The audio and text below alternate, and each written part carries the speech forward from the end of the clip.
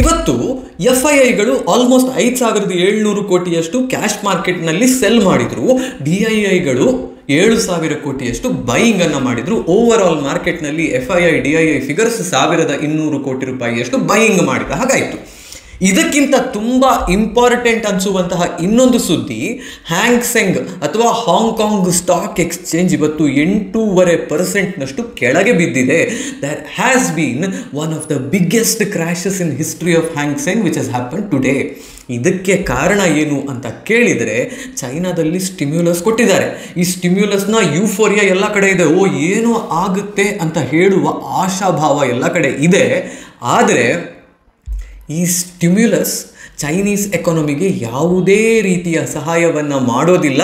Just ದುಡ್ಡನ್ನು infuse ಮಾಡುವ ಮೂಲಕ ಚೈನಾವನ್ನು ಮೇಲೆತ್ತೋದಕ್ಕೆ ಸಾಧ್ಯ ಇಲ್ಲ ಅಂತ ಹೇಳುವ ಒಂದಿಷ್ಟು ಥಿಯರಿಗಳು ಕೂಡ ಬರೋದು ಶುರುವಾಗಿದೆ. ಆ್ಯಕ್ಚುಲಿ ಚೈನಾದಲ್ಲಿ ಹಾಲಿಡೇ ವೀಕ್ ಇತ್ತು. ಇವತ್ತು ಶಾಂಘೈ ಕಾಂಪೋಸಿಟ್ ಓಪನ್ ಆಗಿ 8.5% ಮೇಲಕ್ಕೆ ಹೋಗಿತ್ತು ಬೆಳಗ್ಗೆ. ಅಲ್ಲಿಂದ ಪ್ರಾಫಿಟ್ ಬುಕ್ಕಿಂಗ್ ಬಂದು 4.5% ಮೇಲಕ್ಕೆ ಹೋಗಿಬಿಟ್ಟು ನಿಂತಿದೆ ಇವತ್ತು ಶಾಂಘೈ ಕಾಂಪೋಸಿಟ್ ಕ್ಲೋಸ್ ಆಗಬೇಕಾದ್ರೆ. So what I feel right now is, ನಾವು ಒಂದು ವೇಳೆ ಭಾರತದಲ್ಲಿ ಇವತ್ತು ಎಲೆಕ್ಷನ್ ರಿಸಲ್ಟ್ಸ್ ಬಂದ ಕಾರಣ ನಮ್ಮ ಮಾರ್ಕೆಟ್ಸ್ ಅಪ್ಮೂವನ್ನು ಕೊಟ್ಟವು.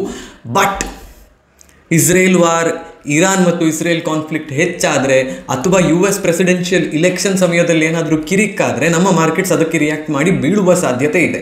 ಬಟ್ ಓವರ್ ಆಲ್ ಆಗಿ ನಾವು 23,000 ಅಥವಾ 24,000 ಆಸುಪಾಸಿನಲ್ಲಿ ಇರೋದಕ್ಕೆ ಸಾಧ್ಯ ಆಗುತ್ತೆ.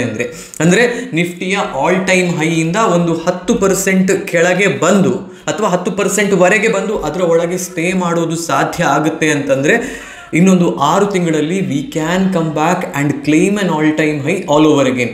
26,000 ಮತ್ತೆ ಒಂದು 6ರಿಂದ 8 ತಿಂಗಳ ಒಳಗೆ ನಾವು ರೀಕ್ಲೇಮ್ ಮಾಡುವ ಸಾಧ್ಯತೆ ಇದೆ. ಹೀಗೊಂದು ವೇಳೆ ನಾವು ರೀಕ್ಲೇಮ್ ಮಾಡಿದರೆ FIIs are known as momentum buyers. Momentum ಯಾವಾಗಿರುತ್ತೆ, ಮಾರ್ಕೆಟ್ ಯಾವಾಗ ಮೇಲ್ಗಡೆ ಹೋಗೋದು ಶುರುವಾಗುತ್ತೆ, ಅವರು ಆಗ ಬಂದು ಬೈ ಮಾಡ್ತಾರೆ. ಹಾಗೆ ಬಂದು ಅವರು ಬೈ ಮಾಡಿದ್ರು ಆ ಸಮಯದಲ್ಲಿ ಅಂತ ಹೇಳಿದರೆ, they could be the next set of investors taking Nifty towards 30,000 levels. 26,000ಕ್ಕೆ ಹೋಯಿತು ಅಂದರೆ ಅಲ್ಲಿಂದ 5-10% ಮೇಲಕ್ಕೆ ಹೋದರೆ we will reach 28.5-29,000 levels.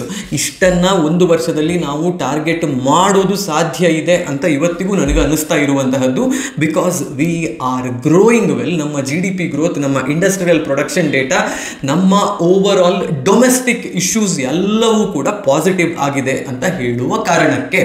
So ನೀವು ಏನು ಮಾಡಬೇಕು ಇಂತಹ ಮಾರ್ಕೆಟ್ನಲ್ಲಿ ಅಂತ ಹೇಳಿದರೆ, ಒಂದು ಕ್ವಾಲಿಟಿ ಸ್ಟಾಕ್ಸ್ನಲ್ಲಿ SIP ಮಾಡೋದನ್ನು ಶುರು ಮಾಡಿ, ಇಲ್ಲದಿದ್ದರೆ ಮ್ಯೂಚುವಲ್ ಫಂಡ್ಸ್ SIP ಮಾಡೋದನ್ನು ಶುರು ಮಾಡಿ, 4-5% ಫಾಲನ್ನು ಒಂದು ಬೈಯಿಂಗ್ ಆಪರ್ಚುನಿಟಿ ಅಂತ ಯೋಚನೆ ಮಾಡಿಕೊಂಡು ಕಣ್ಣು ಮುಚ್ಚಿಕೊಂಡು ಟ್ರಾಂಚಸಲ್ಲಿ ದುಡ್ಡು ಹಾಕೋದನ್ನು ಶುರು ಮಾಡಿ.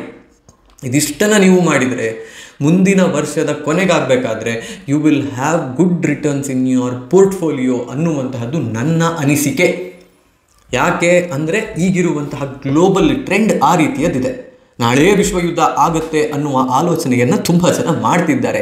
ಬಟ್ ಐ ಥಿಂಕ್ ಅಷ್ಟರ ಮಟ್ಟಿಗೆ ಎಸ್ಕಲೇಷನ್ ಇದು ಆಗೋದಿಲ್ಲ. ಬಿಕಾಸ್ ಈಗ ಇರಾನ್ ಒಂದು ನ್ಯೂಕ್ಲಿಯರ್ ಟೆಸ್ಟ್ ಮಾಡಿದೆ ಅನ್ನುವಂತಹ ಸುದ್ದಿ ಇದೆ. If nuclear test is actually done, Iran ಒಂದು ನ್ಯೂಕ್ಲಿಯರ್ ಕೇಪಬಲ್ ದೇಶ ಅಂತ ಆದರೆ ಇಸ್ರೇಲ್ ಕೂಡ ಫುಲ್ ಫ್ಲೆಡ್ಜ್ಡ್ ವಾರ್ ಮಾಡೋದಕ್ಕೆ ಅದರ ಜೊತೆಯಲ್ಲಿ ಹೋಗಲಿಕ್ಕಿಲ್ಲ.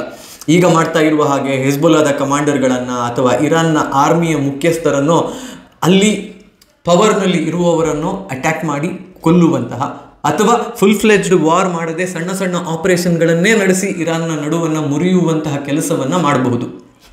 One big thing that we can see is if Trump or Kamala Harris ಇಲೆಕ್ಷನ್ನಲ್ಲಿ ಏನಾಗುತ್ತೆ ಅಂತ ಹೇಳುವಂತಹದ್ದು. ಅದು ಒಂದು ರೀತಿಯ ಇಂಪ್ಯಾಕ್ಟನ್ನು ಭಾರತದ ಮೇಲೆ ಅಥವಾ ವರ್ಲ್ಡ್ ಇಕ್ವಿಟಿ ಮಾರ್ಕೆಟ್ಸ್ ಮೇಲೆ ಹೊಂದುವಂತಹ ಸಾಧ್ಯತೆ ಇದೆ.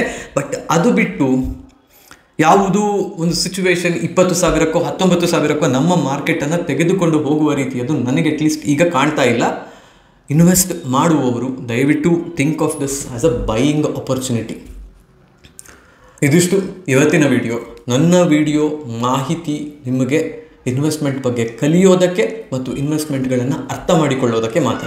ಇದನ್ನು ಬೈ ಅಥವಾ ಸೆಲ್ ರೆಕಮೆಂಡೇಷನ್ ಅಂತ ದಯವಿಟ್ಟು ನೀವು ಭಾವಿಸಬಾರ್ದು ಅಂತ ವಿನಂತಿ ಮಾಡಿಕೊಳ್ತೀನಿ. ಇನ್ವೆಸ್ಟ್ ಮಾಡೋದಕ್ಕಿಂತ ಮುಂಚೆ ನಿಮ್ಮ ಫಿನಾನ್ಷಿಯಲ್ ಅಡ್ವೈಸರ್ ಸಂಪರ್ಕ ಮಾಡಿ, ಅವರ ಅಡ್ವೈಸ್ ರೀತಿಯಲ್ಲಿಯೇ ಇನ್ವೆಸ್ಟ್ಮೆಂಟನ್ನು ಮಾಡಿ. Market investments are subject to market risk, ಅದನ್ನು ನೆನಪಿನಲ್ಲಿಟ್ಕೊಳ್ಳಿ. ಹೋಗಿ ಬರ್ತೀನಿ. ನಾನು ನಿಮ್ಮ ಆಶೀಶ್ ಸರಕ್ಕ.